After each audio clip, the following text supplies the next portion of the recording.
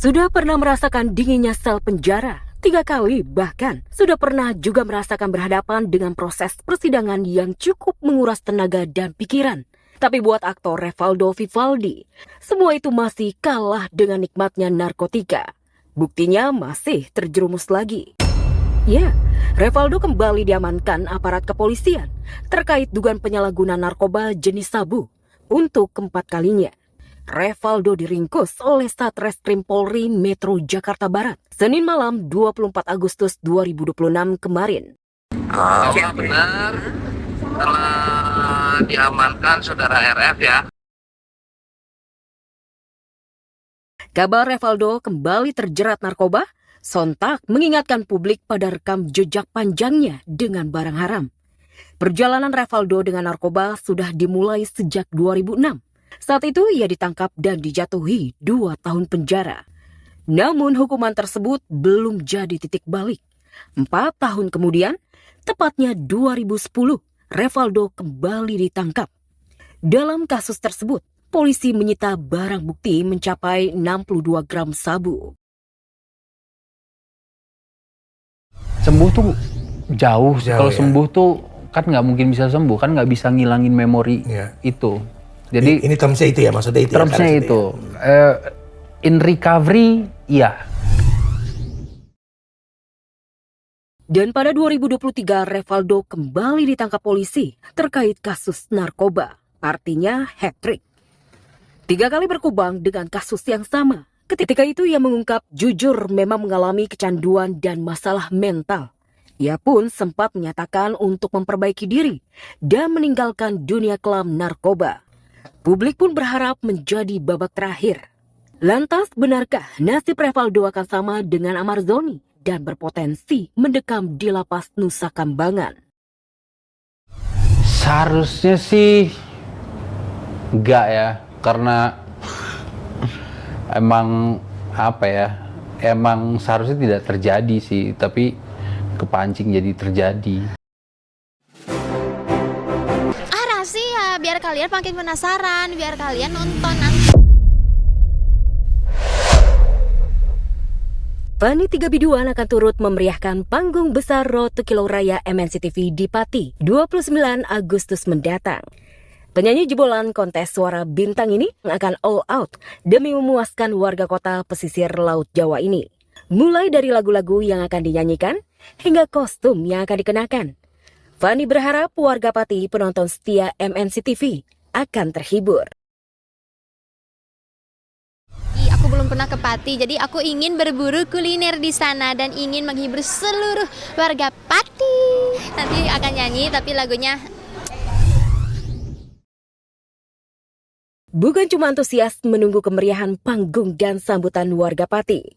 Fanny ternyata juga sudah menyiapkan misi khusus.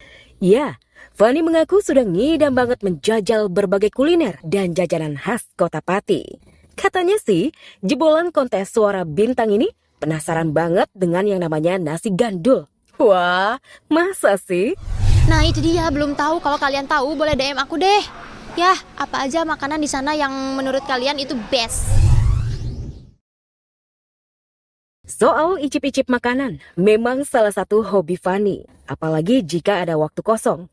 Ia nggak segan-segan untuk mencari makanan viral. Selain nasi gandul, Pati begitu tersohor dengan bandeng juana, nasi tewel, soto kemiri, hingga petis kambing runting. Makanya, selain siap bikin Pati bergoyang, Fanny juga siap bikin perutnya kenyang. Ia ingin membuktikan sendiri selezat apa jajanan khas masyarakat Pati tersebut. Menyambut ulang tahunnya Kota Pati, datang karena kapan lagi ada hiburan yang didatengin sama artis ibu kota.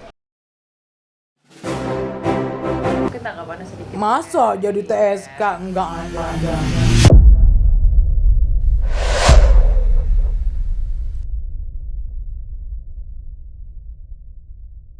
Selebgram dan influencer Lisa Mariana ditetapkan jadi tersangka lagi untuk kasus dugaan tindak pidana penipuan yang dilaporkan model dan selebgram Dewi Wulan di Polres Jakarta Timur.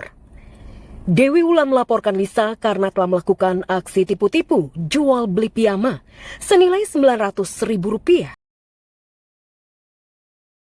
Pada tanggal 20 Agustus 2026, kami telah menerima SP2HP keempat, yaitu isinya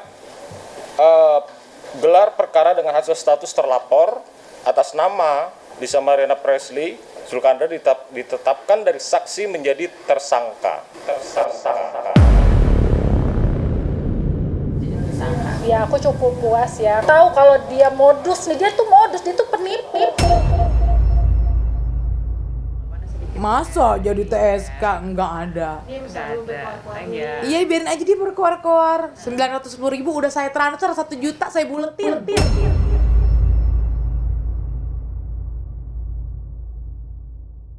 Lisa Mariana berstatus tersangka 3 kasus hukum berbeda. Tersangka kasus pencemaran nama baik laporan Ridwan Kamil di Bareskrim Polri. Tersangka kasus video asusila di Polda Jawa Barat. Kamis pekan ini, Lisa dijadwalkan diperiksa sebagai tersangka kasus penipuan laporan Dewi Wulan di Polres Jakarta Timur. Itu sudah sudah dikirim dari kepolisian untuk surat pemanggilan tersangkanya si Lisa. Dia harus datang hari Kamis. Aku nggak mau bahas itu, Mbak, sayang. Kayaknya ada yang lebih penting yang dibahas nggak sih, gitu. Aku nggak mau di itu, ntar aku ini loh. Nggak mau ngebahas dia, nggak mau.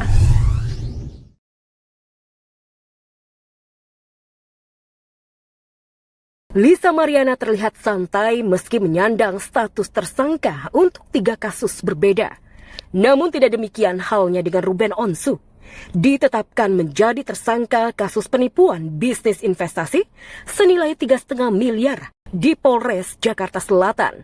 Ruben mengaku kaget dan syok, apalagi bersamaan dengan perjuangannya untuk mendapatkan hak asuh anak di Pengadilan Negeri Jakarta Selatan.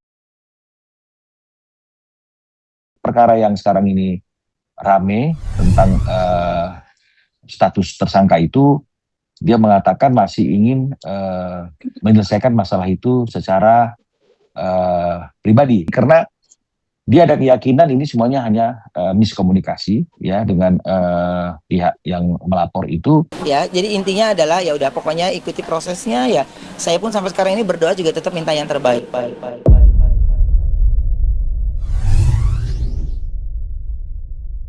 Sudah jatuh tertimpa tangga, ditetapkan jadi tersangka kasus penipuan, terancam kalah di sidang hak asuh anak. Kini boikot larangan Ruben Onsu tampil di televisi mulai menggema. Saya lagi rubah polanya, saya minta diberikan kekuatan gitu ya. Semoga ini bisa selesaikannya dengan baik.